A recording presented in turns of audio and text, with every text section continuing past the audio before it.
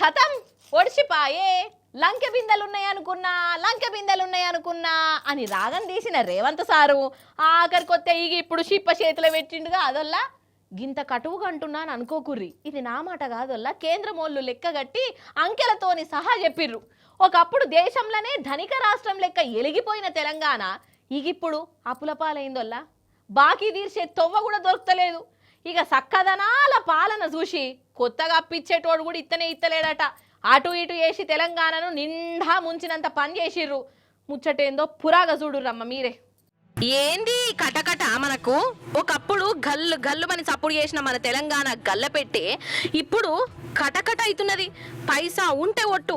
ఏడాదిన్నర రెండేళ్ల కిందటి దాకా మన తెలంగాణ అంటేనే ధనిక రాష్ట్రం బిందాస్గా ఉండేది కథ. కానీ ఇప్పుడు అంత సత్యనాశ అంటే సత్యనాశ అయిపోయింది. ఏమంటా షేపార్ట్ వచ్చిందో ఇక అప్పటి సంధి పైసా పుడితే ఒట్టు. కొండలెక్క అప్పులు అవుతున్నాయి కానీ ఆమ్దాని మాత్రం వచ్చడే లేదు. అసలు డెవలప్మెంట్ మాట దేవుడెరుగు. ఉన్నదాన్ని సర్వనాశనం చేసి పడేసిర్రు. ఇదంతా శ్రీమాను రేవంత్ సారు వారి సక్కదనాల పాలన చేయబట్టే. సారు వారు ఘనకార్యంతోనే మన తెలంగాణ గల్ల పెట్టే గిలగిల కొట్టుకుంటున్నది.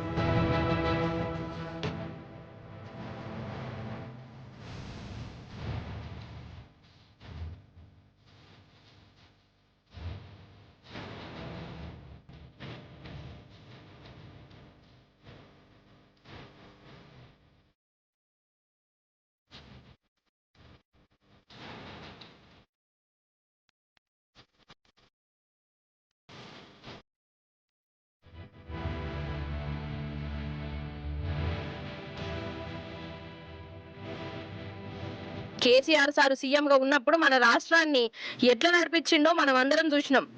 అభివృద్ధిలా ఆమ్దానిలా మన తెలంగాణకు ఇంకో రాష్ట్రం పోటీ కూడా ఇవ్వకపోయేది. ఎన్నో అవార్డులు కూడా వచ్చినాయి. చెప్పిన స్కీములే కాదు కొత్త కొత్త స్కీములు కూడా పెట్టిండు. కరెక్ట్ టైంకు అందరి ఇళ్లకు షేరేటి. కానీ ఇప్పుడు కథ మారిపోయింది.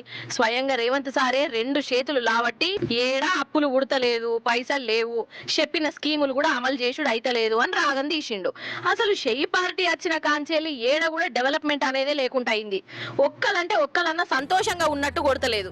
రియల్ ఎస్టేట్ తీసుకోరాదురి. కేసీఆర్ సారు పాలనలా రియల్ ఎస్టేట్ అయితే కలకలలాడింది. భూములున్న రైతులు కరోడ్పతులైనరు. భూములు కొనేందుకు పోటీలు పడేటోళ్ళు. కానీ ఇప్పుడు డిస్కౌంట్ రేట్లతోని అమ్ముతాం అన్నా కొనే దిక్కు దివానం లేదు. ఎవరైనా సరే భూములు జాగలు ఎందుకు కొంటారు? బాగా డెవలప్ అవుతుంది, భూముల రేట్లు పెరుగుతాయి అనే కదా. కానీ ఇప్పుడు డెవలప్మెంట్ మీద నమ్మకమే పోయింది. రియల్ ఎస్టేట్ తుక్కు తుక్కు అయిపోయింది. రిజిస్ట్రేషన్లు అయితేనే లేవు. ఆఫీసులలో ఈగలు దోమలే తిరుగుతున్నాయి. సర్కార్కు ఆమ్దాని వస్తలేదు.